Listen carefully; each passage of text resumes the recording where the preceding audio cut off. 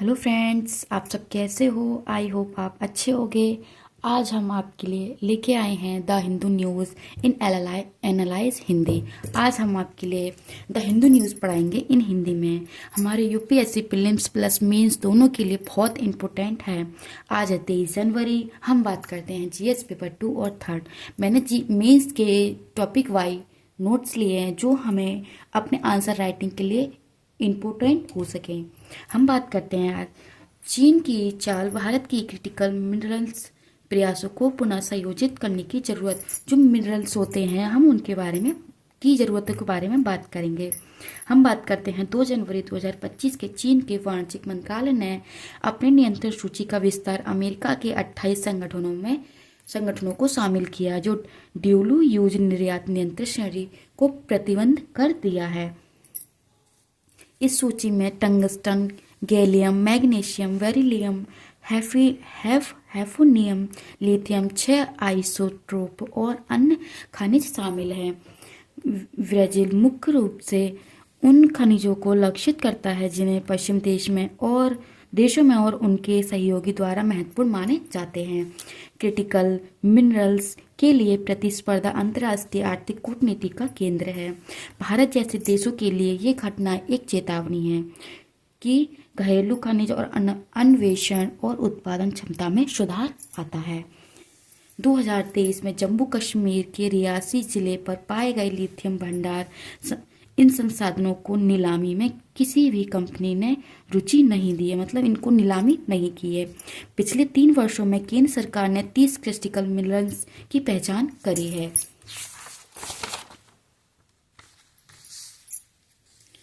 अब हम बात करते हैं जीएस पेपर 3 का topic is the government economically crosspathy, मतलब क्या सरकार क्रॉसपैथी को बढ़ावा दे रही है।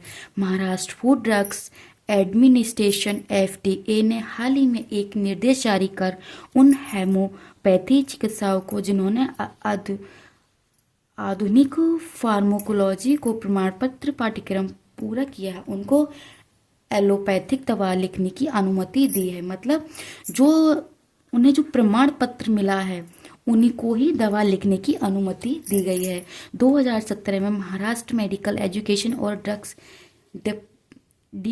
डिपार्टमेंट ने एक अधिसूचना जारी की थी कि जिसमें हेमोपैथी चिकित्सा का अभ्यास हो। ये अनुमति उन चिकित्सकों को दी गई है जिन्होंने 1991 से 1982 के बीच licentiate of the court of examiners of homeopathy की डिग्री प्राप्त की थी। महाराष्ट्र मेडिकल काउंसिल का पंजीकृत थे, मतलब जहां से उन्होंने ये डिग्री प्राप्त की है उनको ही काउंसिल पंजीकृत दिए जाएंगे।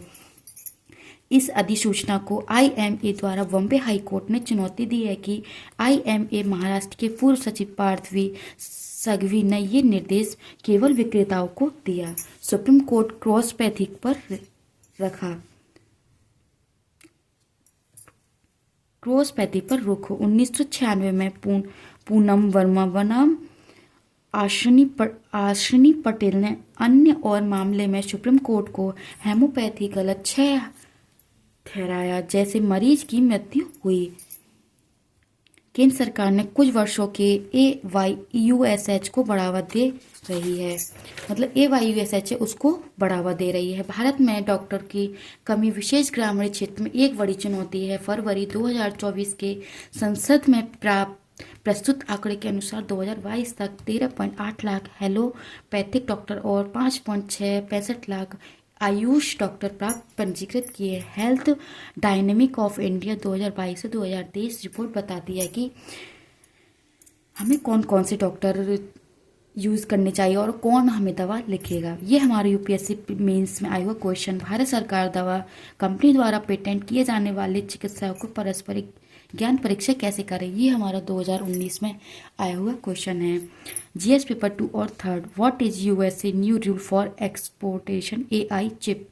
यूएसए और एआई चिप के निर्यात पर नया नियम, मुख्य उद्देश्य और प्रभाव। कृत्रिम बुद्धिमत्ता चिप्स और तकनीकी के प्रयास पर आधुनिक नियंत्रण सुनिश्चित करके ब्यूरो ऑफ इंस्टीट्यूट एंड साइंटिक ने लाइसेंसिंग और निर्यात के लिए एक स्तरबद्ध स्ट्राइड ढांचे पेश किए हैं। ये नियम मुख्य रूप से उन्नत कंप्यूटिंग चिप्स और कुछ वंद एआई मॉडल वेट से संबंधित है।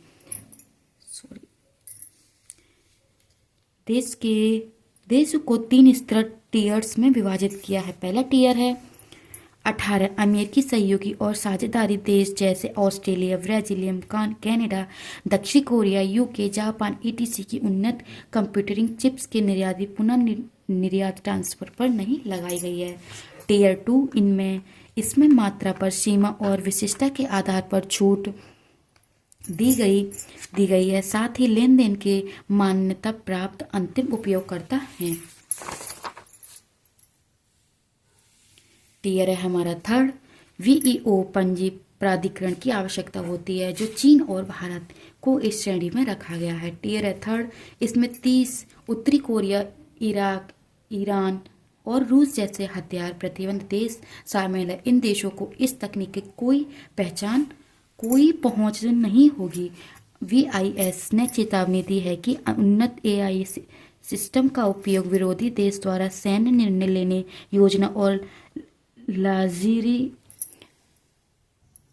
लाजिरिक्शर में सुधार के लिए किया जाता है। बीआईएस ने यह भी बताया कि चीन कंपनियां विदेशी सहायक कंपनियों को उपयोग करते हुए अनियमित स्थान आईसीएस खरीद सकती हैं।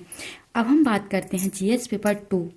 बेटी बचाओ बेटी पढ़ाओ योजना ने लैंगिक भेदभाव की समाप्त करने में मदद की है। पीएम मोदी ने ऐतिहासिक रूप से निम्न बाल लिंग अनुपात वाले जिले में इस अभियान को शुरू होने की 1 दशक बाद उल्लेखनीय सुधार आया है। स्वास्थ्य मंत्रालय स्वास्थ्य के मंत्री हैं, बेटी बचाओ बेटी पढ़ाओ योजना की सफलता बाल लिंग, संस्थागत प्रसव और लड़कियों के लिए स्वास्थ्य सेवाओं की पहुंच में हुई महत्वपूर्ण सुधार में स्पष्ट रूप दिखाई दिया है। हम बात करते हैं कि राष्ट्रीय जन्म लिंग अनुपात 2014 से 15 में 9 से 18 से बढ़कर 2023 से 2024 में 9,330 हो गया है, जो हमारे लिए एक अच्छी बात है। माध्यमिक स्तर पर लड़कियों का सकल नामांकन अनुपात 75 से 51% था, जो बढ़कर 78% हो गया है। संस्थागत प्रसव 61% बढ़कर 97.3% तक पहुंच गया है। पहली तिमाही में एडिनोटल केयर पंजीकरण 61% से 80.5% हो गया है। ये योजना 22 जनवरी 2015 को हरियाणा के पानीपत पीएम द्वारा प्रधानमंत्री द्वारा शुरू की गई थी। ये योजना महिला और बाल विकास मंत्रालय, स्वास्थ्य और परिवार कल्याण मंत्रालय और शिक्षा मंत्रियों को तीन मंत्रालय प्रयास किया, मतलब 3 राज्यों के जो मंत्रियों ने उन्होंने प्रयास किया है, ताकि जो बच्चे, जैसे कि गांव में ये प्रथा थी कि जो भी डिलीवरी होया करती थी पहले वो गांव में हुई करती, अब हम किसी भी गांव में जाके देखेंगे कि अब अस्पताल में जाके होती है, जिससे हमें सुविधा मिलती है और बच्चों की और माता की जो है मृत्यु कम देखने को मिलती है। जो पहले गांव में होती थी डिलीवरी, उनसे कभी बच्चे को परेशानी होती थी, कभी माँ को, इससे बहुत नुकसान होता था। योजना के मुख्य तत्व पूर्व गर्भधान और पूर्व प्रसव निदान तकनीकी अधिनियम PCPND एक्ट की सख्ती पर क्रियान्वयन, राष्ट्रव्यापी जागरूकता और वकालत अभियान, कम बाल लिंग अनुपात वाले 100 चयनित जिले में बहुक्षेत्र कार्रवाई पहला चरण में है, जिससे हमें बहुत देखने को मिलता है। और बेटी बचाओ बेटी पढ़ाओ योजना भी हमारे प्रधानमंत्री द्वारा शुरू की गई है। GS paper 2 national health mission has grouped surveillance public health concert से सेंटर्स सपोर्ट, मतलब राष्ट्रीय स्वास्थ्य मिशन ने कई सार्वजनिक स्वास्थ्य समस्याओं पर लगाम लगाई। केंद्र की रिपोर्ट। केंद्र सरकार ने बुधवार को अपनी 2021 से 2022 की मूल्यांकन रिपोर्ट जारी की है। ये वित्तीय वर्ष 2021 से 22 में NHM ने 2.69 लाख अतिरिक्त स्वास्थ्य कर्मियों की नियुक्ति की सुगम बनाया है और NHM के तहत मातृ मृत्यु दर MMR को में 1990 से 83% की गिरावट आई है। मतलब जो हमारी माताओं की मृत्यु होती थी वो अब गिरावट आई है और 83% तक पहुंच गई है। जो वैश्विक गिरावट 45% से अधिक है। शिशु मृत्यु दर IMR 2014 में प्रति 1000 जीवित जन्मों पर 39 थी, जो 2022 में घटकर 28% हो गई है। कुल प्रजनन दर TFR 2015 में 2.3 से घटकर 2020 में 2.0 हो गई है। फ्रेंड्स, आप सभी को नोट्स कैसे लगे कमेंट सेक्शन में बताना एंड वीडियो को ज़्यादा से ज़्यादा लाइक करना, शेयर करना एंड सब्सक्राइब करना, ताकि अच्छे से अच्छे सभी के पास द हिंदू न्यूज़ पहुँचे और द हिंदू न्यूज़ को हिंदी में पढ़ सके और उन्हें हेल्प हो। फ्रेंड्स, आप सभी को नोट्स कैसे लगे कमेंट सेक्शन में बताना एंड वीडियो को ज़्यादा से ज़्यादा लाइक करना, शेयर करना एंड सब्सक्राइब करना ना भूलें। And thank you.